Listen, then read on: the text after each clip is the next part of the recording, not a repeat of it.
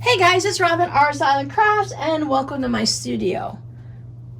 A few weeks ago, I had a request down in the comments to show a block that Rob Appel had made. I think this was sometime last year, maybe getting closer to Christmas. He was working on an actual Christmas project.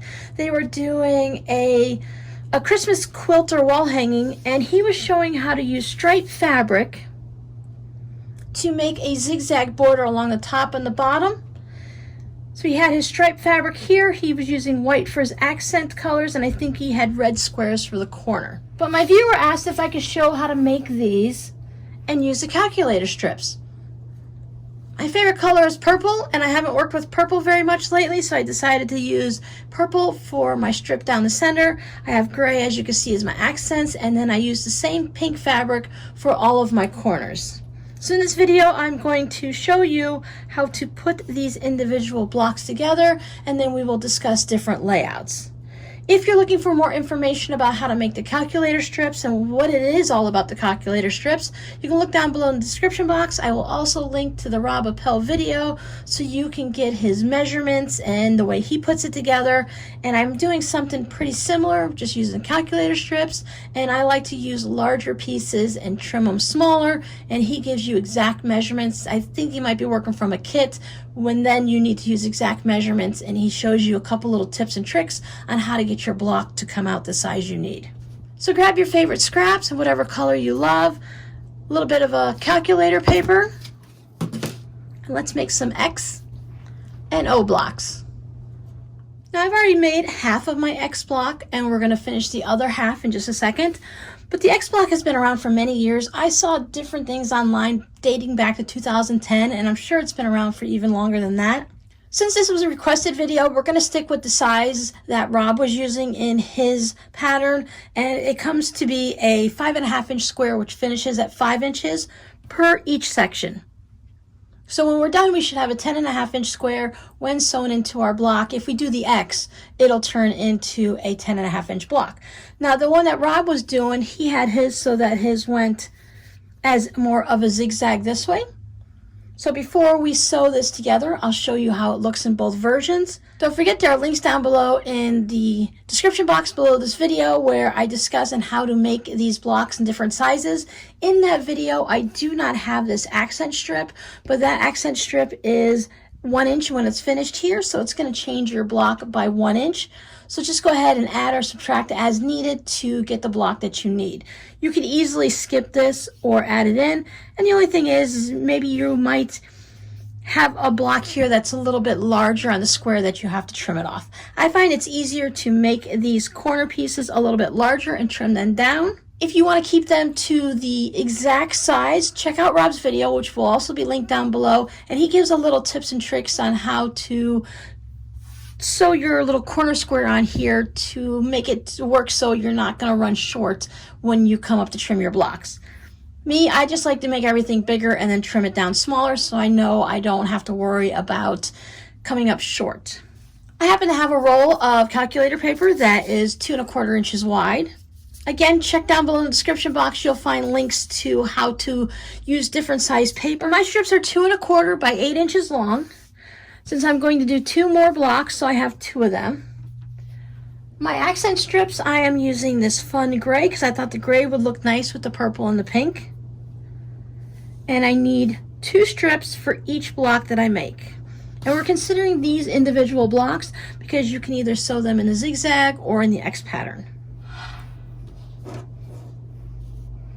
But of course you can use these in anything. So my gray strips are also 8 inches long, so this is 2¼ by 8. These are each 1.5 by 8 because we're going to have our seam allowances, remember. Then for my corners, Rob cut his at 3.5, and his were, you had to be really careful when you're trimming it up. I went ahead and cut mine at 4 inches, and I'll show you how easy it is to trim up the excess by just using some folds and creases and such like that. And we'll use the diagonal line on our ruler just like when we do half square triangles. You'll see in Rob's video that he had the striped fabric, and I had the request to use the calculator strips. I just went into my purple fabric, my purple bin, and I found some of my narrower strips. Since this is only going to be 8 inches long, I didn't want to have too many wide pieces. I wanted to have more of the striped effect. Now you can make each of your pieces of scraps to be exactly the same width and stitch them down so they look the same, but I like the hodgepodge look of all the different bits. That's part of being scrappy, that you're going to have them all look a little different, but it all works out in the end if the scrappy look is what you're going for. I tried to make sure I mixed in some solids and then other printed fabric and semi-solids, just so that didn't look, I didn't want all solids, and I had several different of the solid strips in here that I just wanted to make sure I got mixed in. I'm going to use these for crumb blocks later. I cut out 4 strips of my calculator paper. Since I knew I needed these to be 8 inches, you can cut them out at exactly 8 inches, or you can go 8 1/4 or 8 1/2. I went with 8 1/2 just to give myself enough room to make sure that I had plenty of fabric down to cover it.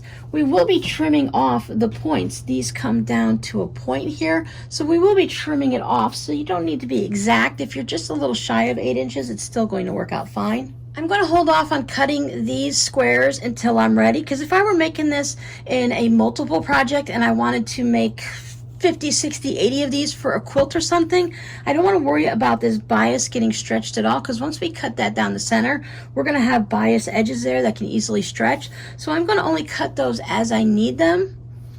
Since I'm only making a couple, it's not that big of a deal, but it's a nice little habit that I like to get into. Start with, I'm going to bring my gray right sides together, and using a 2.0 stitch length, I'm going to stitch all the way down. I'm going to use a 1/4 inch seam, but if you use the same seam for all of them, this is a type of block that you don't necessarily have to worry about corners being cut off, like if you were making flying geese or if you had star points that reached all the way to the edge of the block. As long as you're using the same seam allowance for it, you're going to be okay if this is the only bit that you're using in a quilt. Rob has his bordering the top and bottom, so he wants to be a little bit more careful of his seam allowance because he needs it to be wide enough to match it. But if you're only making quilts out of this design and you're just making rows of these, then it's going to work out okay.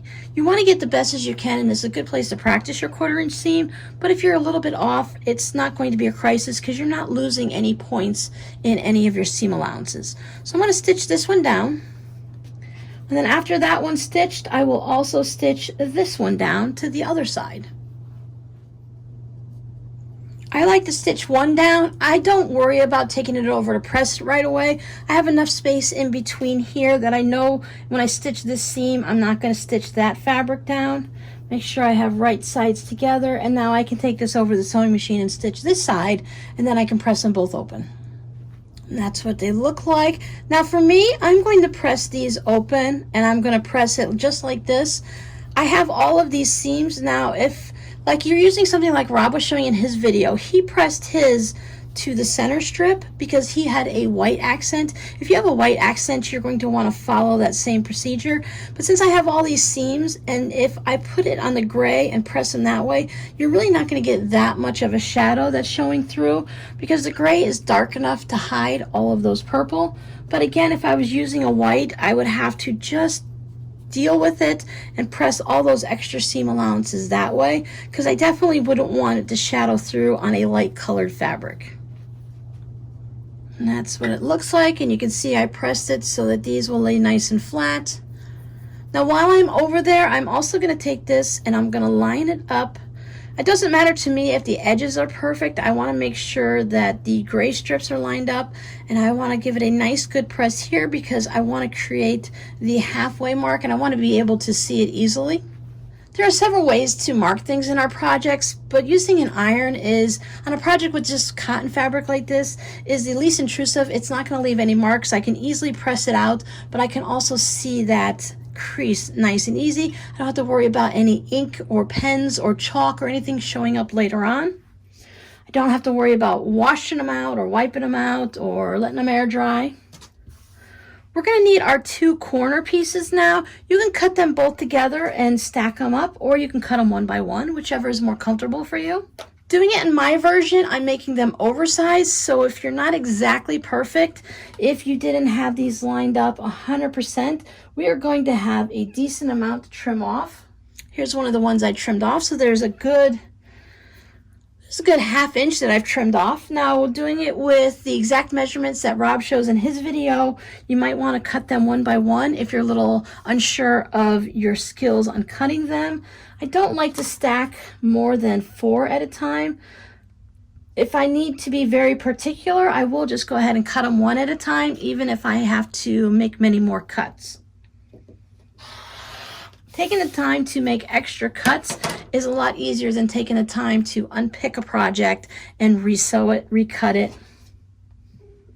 So these are the two for my other. I'm just going to leave them off to the side so that they don't get stretched out on their bias right here, because I'm not moving them, I'm just moving my hands, because you can get a big wobble in there. If you'd like, you can starch these squares and that will help hold it together a little more. So if you're sewing more than just a couple of blocks at a time and you're trying to do an entire quilt, give them a nice bit of starch and they will stay a little bit better, a little bit longer for you. I'm going to take these and I put them wrong sides together and just give them a little gentle, little bit of a finger press right there on the corner, so that's going to sit in the groove. So I have a mountain here and a valley there. So I could take this and I could take my little mountain right there and lay it down into the valley so that the crease lays right in the crease I made on my strip.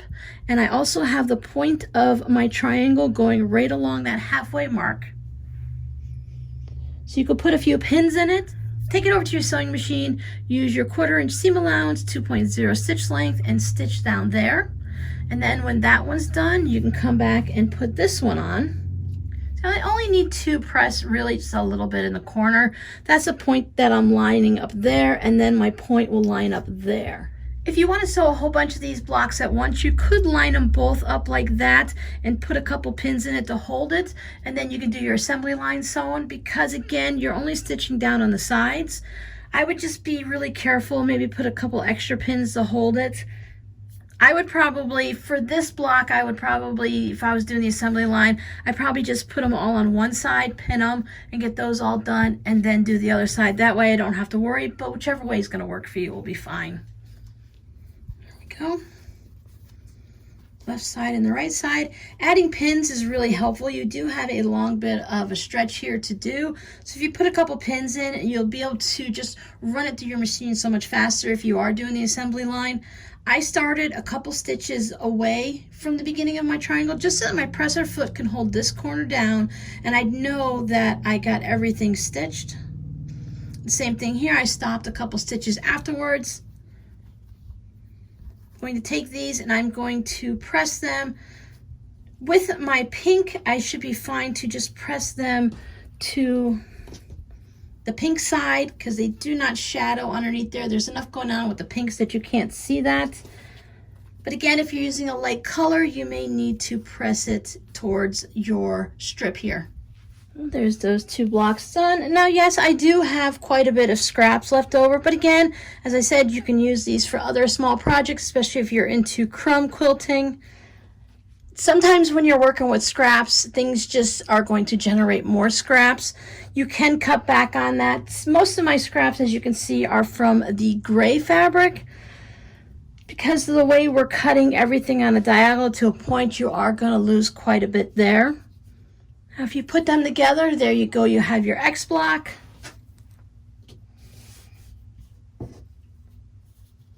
That way, and you've got your O.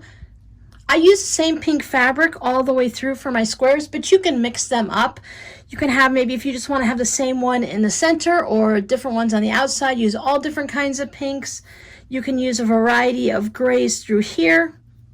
But if you decide that you have enough scrappiness going on with your stripes and your calculator strip through the center, and you want to just keep the same backgrounds going all the way through, you can do your entire quilt or project in the same corners fabric here, the pink, and then the same of the highlight fabric. Rob used his as a border on the top and bottom, so he got that little bit of a zigzag going that way. You could do this along the entire outside of your quilt. So you would have it going across the top and then down the side like that, and then maybe have a panel in the center. That would be a great way to take a panel quilt and expand it out and make it larger. You can put your zigzags here and then put a wide border all the way around it. While doing these strips, I noticed that it worked out best if I put a wider fabric on both ends. If I were to use something narrow like this one here, when it came to the tip, you would, just like when you're doing your string blocks, for those that do those, you want to watch what you put in the corners, because you would just have a little bit there and then it would get cut into the seam allowance when you're doing it, and that just gives you extra bulk in your seam allowance. So to avoid that, I would use wider strips at the beginning and end of my calculator strips. Or if you're just sewing your scrap fabrics together and not doing it on the paper, same process there. Just have something a little bit wider at the end.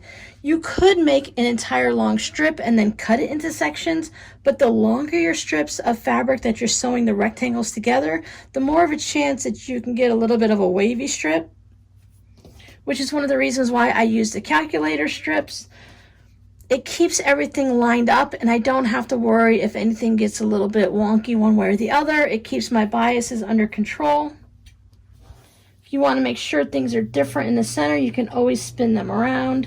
You can see here where I have one of those little smaller pieces. So when I stitch all of these together, if I decide to do it this way, I'm going to have a bunch of bulk there because I couldn't cut off that end just because of the way it has. The first piece only ends right there, so there wasn't enough seam allowance.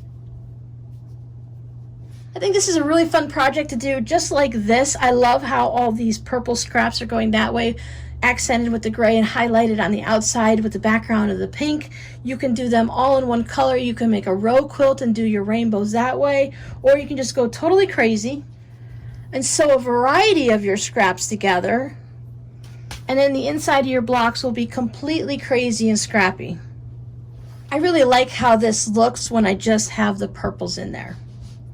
So I hope that answered your questions for the person that requested this video, and for everyone else, I hope you found a new fun project to try out.